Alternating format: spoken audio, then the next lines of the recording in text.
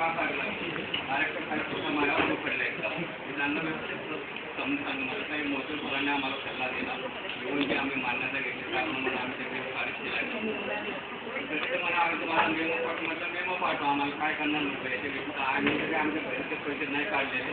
तुमच्या शिक्षकांचाच पगार आम्ही केलेला आहे ते काय आम्ही म्हणतो मागं तुमचं एक अशा प्रकारे अनेक प्रकारचे क्लासेस लोकलमध्ये होत असतात असं होऊ नये ही सुद्धा एक माझी इच्छा आहे तरी शंगार साहेब आणखी 3 वर्षापासून आम्ही काम करतो आहे शंगार साहेबांनी यावेळी खूप सहकार्य केलं आहे अनेक वेळा शिक्षकांवर रागवलं तर तरी तुम्हाला अनेक वेळा त्यांनी समजून काढलं असं नाही आहे लोकांना असं मेंटेन करावं लागतं त्याचे वागवायचं नसतं आपल्याला आहे अशा प्रकारे म्हणजे शंगार साहेब म्हणजे सर्वात शांत मनुष्य आहे कधी कोणाला रागवणार नाही दुखवणार नाही अशा प्रकारे त्यांनी आपण मेंटेन केलेलं आहे सहकाऱ्यांना सुद्धा आम्ही कधी नाराज केलं नाही आमच्या तुला रजा घ्यायची घे पण जी आम्ही ज्यावेळेला हात मारू तुला त्या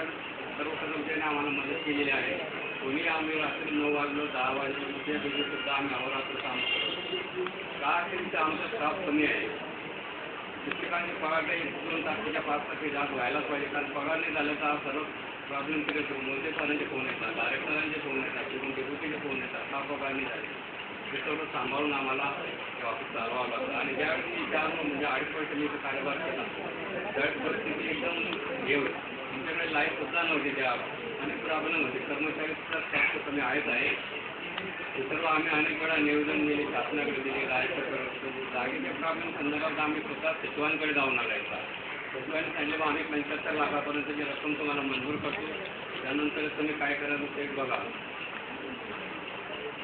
हां राजपूत सर बोला हां